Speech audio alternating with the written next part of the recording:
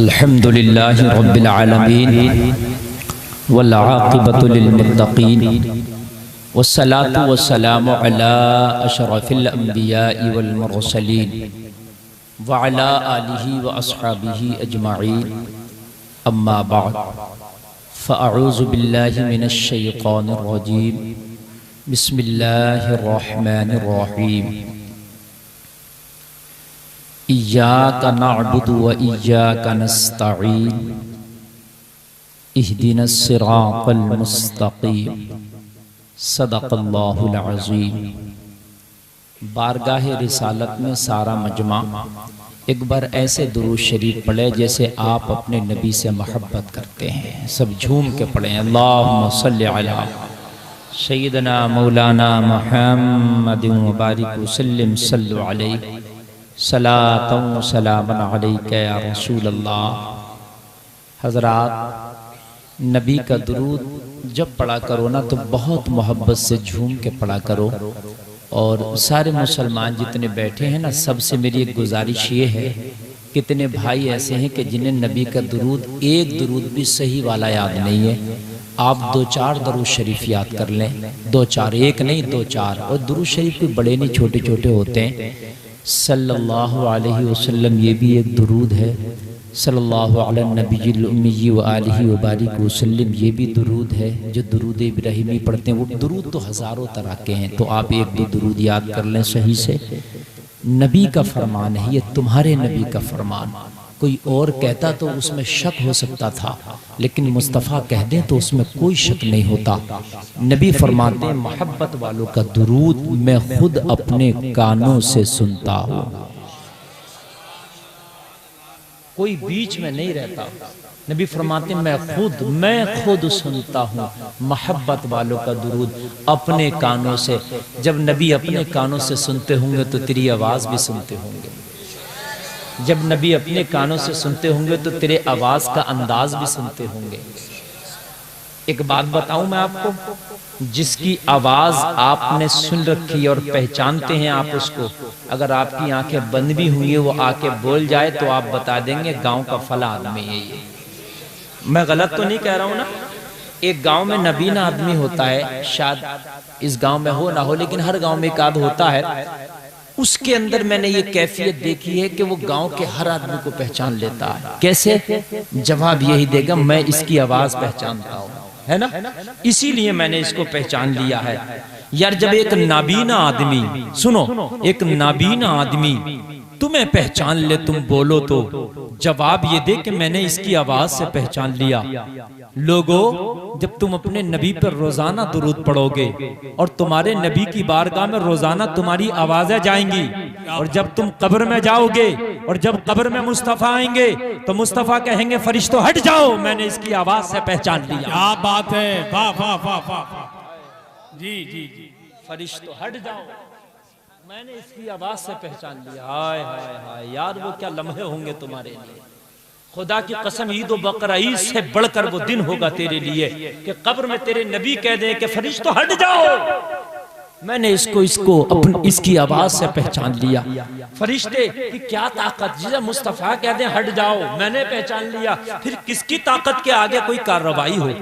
फिर किसकी ताकत के कोई फरिश्ता आ गए अजाब का सोचे भी? किसकी ताकत के फिर कब्र उसको दबाए भी? फिर किस कब्र के कीड़े की ताकत के उसको खाए भी? अल्लाह अल्लाह, जरा गौर करना लोगों। खुदा की कसम, तुम दुनिया में हजार तरह की बातें करते हो, रंगीन बातें करते हो, कितने तुम दुनिया में सुबह से लेकर शाम तक बोलते हो। तुम्हारे इन अल्फाजों की कोई कीमत नहीं, कोई अहमियत नहीं, बल्कि ज्यादा बोलो तो दुनिया वाले कहते हैं बकवास कम कर, जरा खामोश हो जा। यार, इस अपनी आवाज को नबी के दुरूद में लगा दो। यार, जलसे में ना पढ़ा करो, आदतें डाल लो। रोजाना नबी पर कम से कम 100 बार दुरूद पढ़ा करो। रोजाना नबी पर कम से कम 1000 बार दुरूद पढ़ा करो। यार, इतना दुरूद पढ़ो कि तेरा नबी तेरी आवाज को पहचान जाए। खुदा की कसम, ये जुमला कह देना मुस्तफा का, ओ फरिश्तों हट जाओ, मैंने इसे पहचान लिया। फरिश्ते कहे, मौला आका ये कौन है जो आपने पहचान लिया?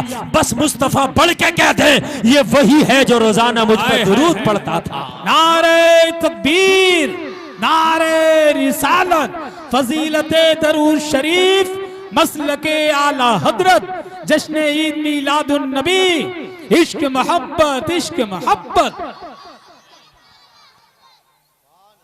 ऑपरेटर साहब थोड़ा सा इसका बेस बढ़ा दो, ठीक है? आवाज सही बोल रहा है आपका साउंड, ठीक है? एक बार बढ़ा दो बस। हेलो हेलो हेलो, हाँ बस ठीक है, अब छोड़ दीजिए, ठीक है? अब इसको मत बोलना। मेरे भाई आप खुद बताओ, फैसला करो, हम कितना बोलते हैं सुबह से लेकर शाम तक? कुछ लोग तो वो हैं जो काम की बात बोलते हैं, लेकिन ज्यादातर तो ऐसे हैं कि जो काम भी नहीं है फिर भी हम बोल रहे हैं। आप अपनी दुकान पे बैठे, मैं मानता हूँ, समझ में मेरे बात आती है कि आप अपनी दुकान बेच रहे हैं तो जो बोलेंगे कुछ फायदा, लेकिन कितने लोग ऐसे हैं जो चार आदमियों में बैठ गए, कहीं चौपाल पे बैठे हैं, चौराहे पे खड़े, हम बोलते जाते हैं काश इन अल्फाजों को हम दुरूद के अल्फाज में ढाल लें। फ्री की बात है, काश हम इन अल्फाजों को, खुदा की कसम ये कोई एक दो हदीसें नहीं, मैं कितनी हदीसों के मफहूम आपको बता के गुजर जाऊं। हजरत अली का बयान है कि मैं मुस्तफ़ा के साथ एक रास्ते पर चल रहा था, तन्हा चलने वाले आगे नबी हैं, उनके पीछे तन्हा चलने वाला मैं अली हूँ, तीसरा कोई ना था। मौला अली फरमाते मेरी कानों ने सुना खुदा की कसम के मुस्तफ़ा पे दुरूद व सलाम पढ़ने की आवाजें आ रही थी। हाय हाय हाय हाय, अली से ज्यादा सच्चा पूरी दुनिया में कोई नहीं, इसलिए कि नबी फरमाते हैं मैं जिस इल्म का शहर हूँ उस इल्म का दरवाजा अली है। अली अली मुस्तफ़ा से बड़े करीब हो, पूरी दुनिया में अली से ज्यादा सच्चा कोई नहीं। अगर उम्मत में सच्चों की बात करो ना तो फिर अली की बात अलग है यार। सबने तो होश में आके अल्लाह के एक होने का इकरार किया। अली वो है कि जब इस्लाम ना आया था दुनिया में, तवज्जो करना तवज्जो करना, मौला अली मुस्तफ़ा के साथ रहे हैं बचपन से ही, बचपन से ही, बचपन से ही। और एक बात आपको और बता दूं, लगभग मुस्तफ़ा का और अली का बचपना साथ गुजरा। मुस्तफ़ा की कुछ उम्र ज्यादा है अली से, समझ रहे हैं? क्योंकि अबू तालिब अली के बाप, उनका बयान है कि मैं दोनों को पालता था। मेरे नबी के वालिद का इंतकाल जब हो गया था जब मेरे नबी दुनिया में भी तशरीफ न लाए थे। मेरे नबी दुनिया में आए तो यतीम बनकर आए। कई इसके अंदर राज है, इसके अंदर कई हिकमत है। जलसे में आने वालों आज सीने पे हाथ रख के गुलफाम के जुमलों को सुनना। शायद तुम मुस्तफ़ा की सीरत को पढ़ लो ना तो कभी मजाक में ठट्टा ना कर पाओ। हम मजाक में झूठ बोलते, मुसलमानों मजाकों में झूठ बोले। अपने नबी की जिंदगी को एक बार तूने पढ़ा होता। अगर आज बच्चा कोई यतीम हो जाए तो पूरे रिश्तेदार गम में डूब जाते हैं। फला का बाप ना रहा, फला की मां ना रही। ओ जलसे में आने वालों, तेरा नबी दुनिया में बाद में आया है, बाप का साया पहले उठ गया है। तेरे नबी ने बड़ी तकलीफें उठाई। ओ कपिल शर्मा की कॉमेडी सुन के कहे लगाने वालों, ओ ताश की महफिल, बग्गी बाप की महफिल सजाने वालों, और दुनिया में तुम नबी को भूल जाने वालों, तेरे नबी ने बड़ी तकलीफें उठाई है। तेरे नबी के बाप का इंतकाल जब हो गए, जब तेरे नबी दुनिया में तशरीफ भी न लाए थे। दिल पे जरा हाथ रखो, किसी का बाप चला जाए, किसी की माँ चली जाए, पूरी दुनिया उस बच्चे पे रहम खाती है। हाय, ये तो नबी वो है कि जिस पे पूरे मक्का वाले पत्थर बरसाने वाले हैं। ये वो नबी है जिस पर पूरा मक्का बारिश करने वाला है पत्थरों की। पूरा मक्का जिसके मुखालिफ होने वाला है, बाप का साया पहले उठा लिया गया है। मेरे नबी दुनिया में आए, दागे यतीमी पहले लग गया। लोगों जरा गौर करो, नबी दुनिया में तशरीफ लाए हैं, बाप का चेहरा नहीं देखा। बड़ी गुर्बत है घर में। एक हिकमत तो ये थी लोगों, नबी के बाप को पहले उठा लेना। हिकमत ये थी कि अगर बाप पावर वाला हो तो बेटे की पावर खुद ब खुद हो जाती है। मैं गलत तो नहीं कह रहा हूं ना? अगर किसी मंत्री का बेटा निकले, बाप मंत्री है, वो तो मंत्री नहीं है ना, लेकिन सीना तान के निकलता मेरा बाप मंत्री है, किसी अमीर का बेटा निकले, सीना तान के निकलता, मेरा बाप अमीर है। मैंने पूछा तू क्यों सीना तान रहा है? जवाब देता है मौलाना, मेरे बाप का दबदबा है, मेरे बाप की पावर पूरी दुनिया मानती है, मेरे बाप की पावर मेरे बस्ती वाले मानते हैं, मैं उसी बाप का बेटा हूँ, इसलिए सीना तान के निकल रहा हूँ। बस्ती वाले भी उसकी गलतियों को क्षमा कर देते हैं, यार बड़े बाप का बेटा है। ओ जलसे में आने वालों, नबी के बाप को पहले इसलिए उठा लिया गया, दुनिया वाले ये ना कह दें कि मोहम्मद ने बाप के दबदबे की वजह से लोगों को कलमा पढ़ा दिया था, बाप के दबदबे की वजह से लोगों को जो है सलाम दे दिया था, इसलिए बाप को पहले उठा लिया ताकि कोई ये ना कह सके कि मोहम्मद ने लोगों को कलमा पढ़ाया तो इसलिए पढ़ाया कि उनके बाप का दबदबा था, कोई कह ना सके बाप को तो पहले ही उठा लिया। अरे बाप के दबदबे का सवाल ही नहीं आता। अब जो मुस्तफा ने कलमा पढ़ाया है वो दबदबे से नहीं पढ़ाया है, बल्कि गले लगा के पढ़ाया है।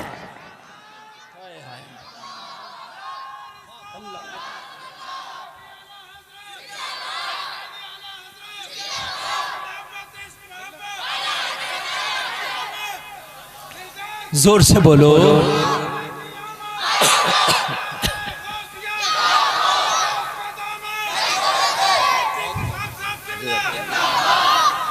है किसी बड़े बाप का बेटा अगर कुछ कहे तो जमाना कहता है यार इसके बाप का तो जलवा है यार, बाप के दबदबे की वजह से इसने ऐसा कर दिया। और लोगों आज जो नबी को गालियां देते हैं वो भी ये नहीं कह सकते कि मोहम्मद ने दबदबे से लोगों को, पावर से लोगों को डरा धमका के लोगों को कलमा पढ़ाया है। वो लोगों नबी किसे डराते और किसे धमकाते? नबी के तो बाप का पहले ही इंतकाल हो गया है। जो बच्चा दुनिया में यतीम बन के आया हो बताओ उसका क्या दबदबा होगा?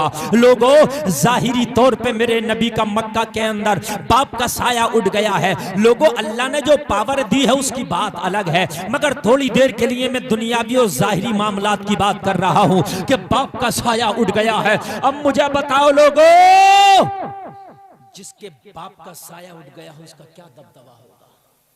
और फिर नबी का कोई सगा भाई भी, नबी का कोई सगा, इसलिए कि भाई के अंदर ये चीज होती है, अगर भाई कोई भी काम करे बुरा भी होना भाई, तो उसका सगा भाई अपने भाई की बुराई पे पर्दा डाल के उसकी सपोर्ट पे आ जाता है।